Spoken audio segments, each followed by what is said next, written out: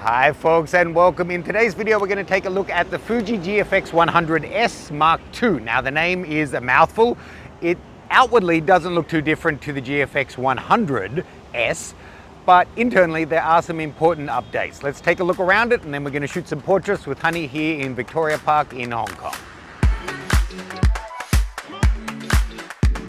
One of my favorite things about the Fuji GFX range is the ability to adapt different manual focus lenses and third-party lenses to shoot on this thanks to the traditional shutter mechanism.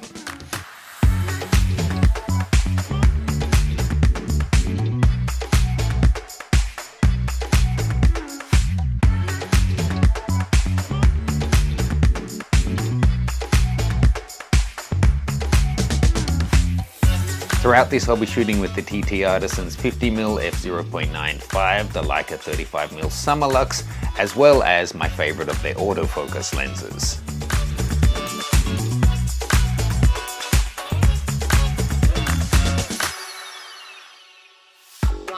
Hey folks, we're currently giving away 40 prizes valued at over $50,000 as a lead up to this year's photography charity fundraiser, the 5-day deal. Check out the link in the video description below. The giveaway is now live and completely free to enter. The sale is live from the 1st to the 11th of October, and this year's bundle is killer with content from F-Stoppers, Peter Hurley, Kelby, Steph and I, as well as many, many more. If you do decide to pick up the deal, you'll be supporting some worthy charities, and if you go via our link below, I'll be sending out an extra bonus of a boudoir course with Steph as a special thank you. See full details below.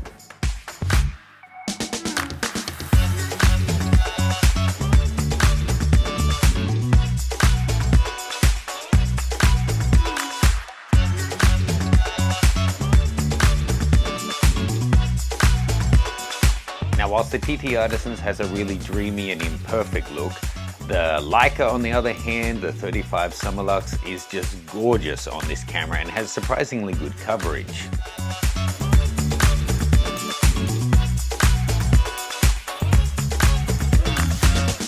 Now, one thing that separates this camera out from the flagship is the EVF. It's not as magnified and it's nowhere near the same resolution, but I have to say, shooting with it, I really found it nice to use. It didn't at all feel slow or low res or low detail, and the eye point was really comfortable for what I was shooting.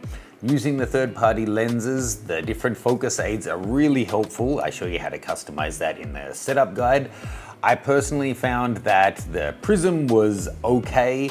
Using peaking on the low settings, so it only puts it on the areas that are really in focus, works well. But customizing a button to be able to zoom into a magnified view to confirm the focus for myself was what I found the most reliable way to get the shots correctly in focus using manual focus lenses.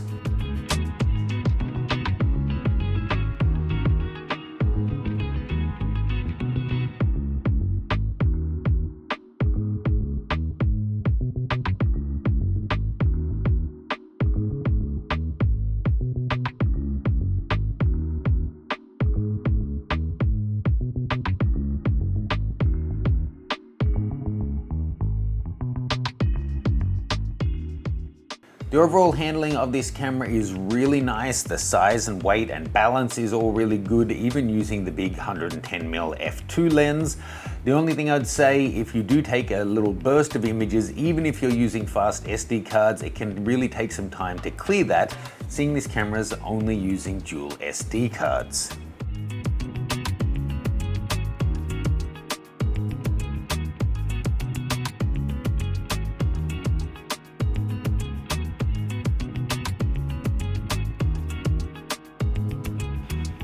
Now, even with experience getting perfect focus with these manual focus fast lenses, it's still pretty challenging. I have to say, as good as these are and as enjoyable as they are, nothing for me beats the 110 f2 from Fuji when using this system.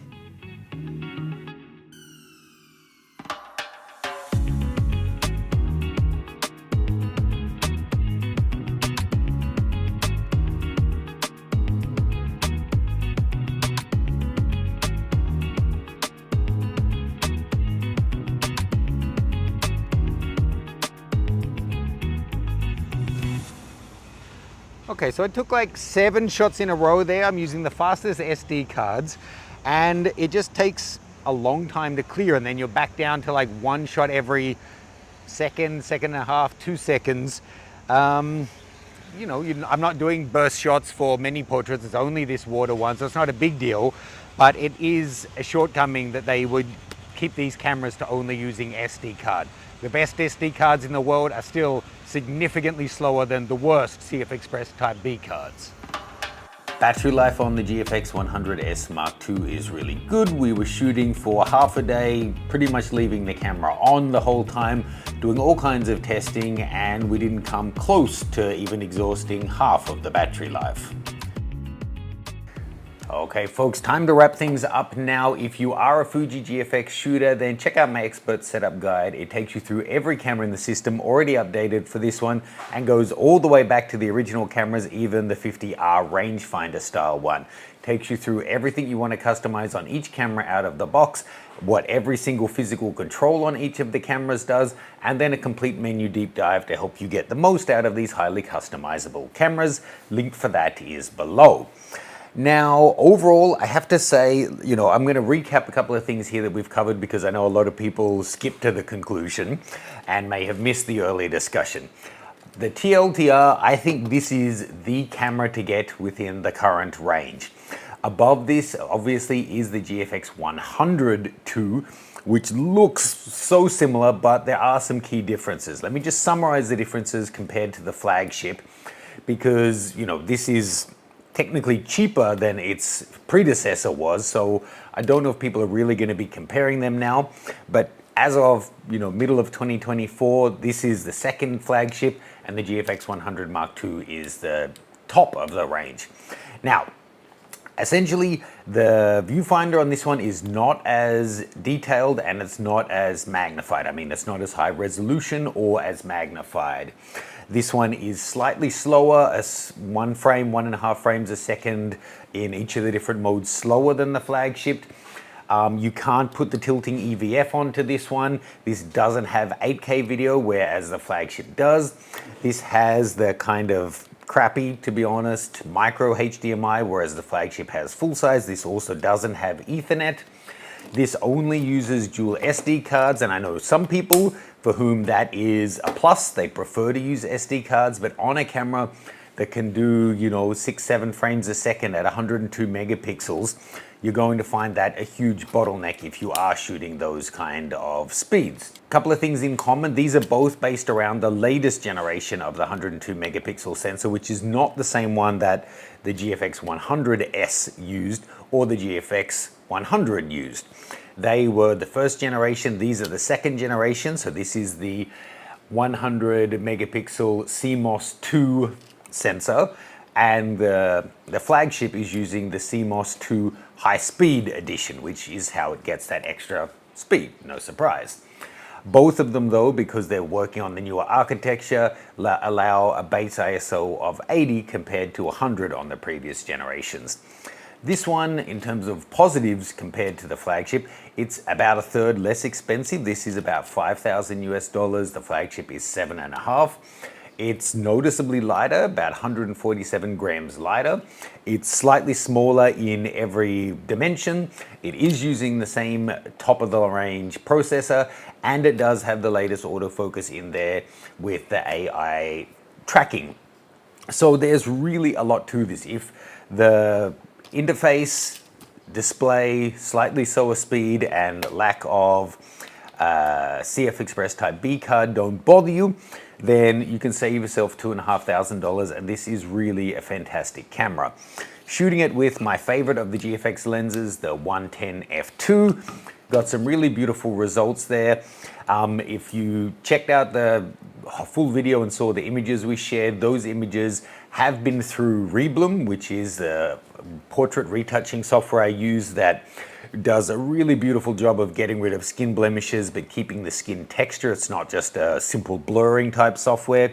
It's fantastic. You can get a free trial of that. There's details below. But if you want to see the untouched raw files from this guy, I'll put a selection of those that you can download over at my website. Details for that are in the description as well.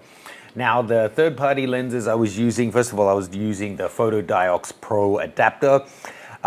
Great advantage of this system, still having the mechanical shutter, is that you're able to use these third-party lenses. And I love that it still detects the eye and kind of gives you a confirmation, although the confirmation wasn't terribly accurate or useful, but I just programmed it so that I hit a rear button and then it zoomed all the way in to 100% or whatever magnification I wanted, so I could confirm the focus as we were going. So I was using the 0.95 50mm from TT Artisans. It's a very imperfect lens, but it has a certain look. This one, actually, the focus is kind of come loose and I can't tighten it up, so it was a real pain to shoot with. As well as the 35 Summilux, the previous generation, not the latest. Doesn't give you full coverage, but gives you pretty good coverage considering they're both full frame lenses and 35 is fairly wide. So, long story short, I think it's a fantastic camera. If you are looking at upgrading from the GFX100 to, I mean, there's not that much to separate them out. You do have the newer sensor, newer processor, the newer grip finishing, a few other different bits and pieces, improved autofocus in there. You may notice improved image quality, but you would have to really be going out of your way looking for it. The original 102 megapixel sensor was already fantastic, but the ability to get to that lower ISO for some applications is going to be a benefit for some people. Let me know your thoughts. Do check out all those links below, including the GFX guide, which has been updated. Big thanks to Honey for shooting with us today. Let me know any questions that you guys have. I'll see you soon.